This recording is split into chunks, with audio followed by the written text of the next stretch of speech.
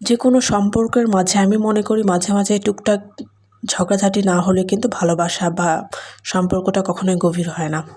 কে কে একমত অবশ্যই কমেন্ট করবেন। হ্যালো ভিউয়ার্স, আসসালামু আলাইকুম। চলে আসলাম আলাদা ছোট একটি ভিডিও নিয়ে।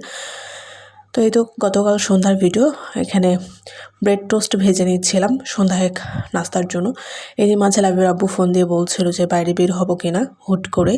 তো ওর যেহেতু কাজ থাকে রেগুলারই, তো বাইরে বের হওয়া নিয়ে কিন্তু আমাদের মাঝে মাঝে একটু ছোটোখাটো গন্ডগোল হয়ে থাকে।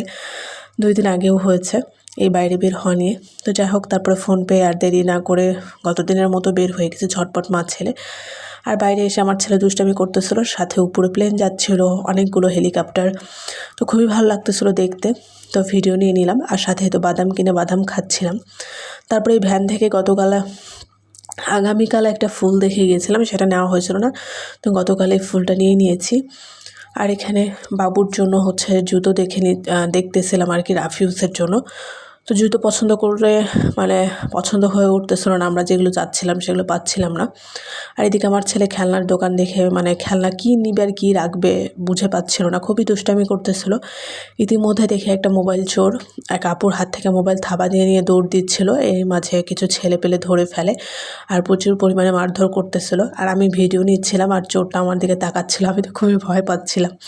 বিশেষ করে মার্কেটে গেলে আমি খুব আতঙ্কে থাকি মোবাইল নিয়ে, ব্যাগ নিয়ে। যাই হোক, যদিও গরিব শরীফ মানুষ একজন। তারপরে তো বাবুর জুতা নিয়ে চলে আসি রাস্তায়। এই পাড়ে এসে টক বড়ই বিক্রি করতেছিল চাচা, এখান থেকে কিছু বড়ই নিয়ে চলে আসি মশলার দোকানে। এখান থেকে কিছু মশলা নিয়ে নিই, তারপরে চলে যাই একটা মুদির দোকানে, ওখান থেকে কিছু দরকারি জিনিস নিয়ে নিই। আর তারপরে যেটা বাবু বলতেছিল কিছু খাবা কিনা, তো আমি বললাম যে অবশ্যই, যেহেতু বাইরে বের হওয়া আর একটু ভিডিওর জন্যই কিন্তু বাইরে বের হইতে চাই, যেহেতু আমি একজন কন্টেন্ট ক্রিয়েটর, কন্টেন্ট করে থাকি। অনেকে বলে এটা নাকি শখের বশে অনেকে করে, আমার কাছে তো মনে হয় পুরোদমে মিথ্যা কথা। সবাই কিন্তু এখান থেকে কিছু আর্নিং করার জন্যই কিন্তু কাজটা করে থাকে। আমি নিজেও সেটা করি, যেহেতু ঘরে বসে যদি এরকম কোনো সুযোগ থাকে তাহলে হাতছাড়া করবো কেন।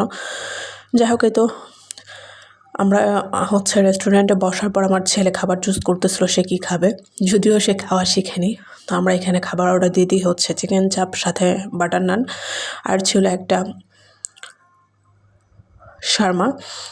তো শর্মাটা খেতে কিন্তু আমার কাছে বেশ ভালো লেগেছে, প্রথমবার খেয়েছি। আর নতুন রেস্টুরেন্ট হিসেবে খাবারগুলোর টেস্ট এত মজার ছিল বা এত ভালো ছিল, মাশাআল্লাহ বলতে হবে অবশ্যই। আমার কাছে খুবই ভালো লেগেছে। নেক্সট আমি আবার যাব, কারণ এখানকার মেয়োনিজ থেকে শুরু করে প্রতিটা খাবারই অনেক মজার। অনেক সময় দেখা যাচ্ছে নতুন জায়গা হলে যে খাবার খারাপ হয় তা কিন্তু না। আর রেস্টুরেন্টের পরিবেশটাও বেশ ভালোই ছিল মোটামুটি।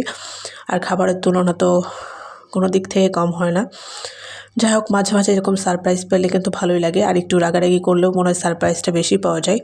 আজকের ভিডিও এই পর্যন্ত।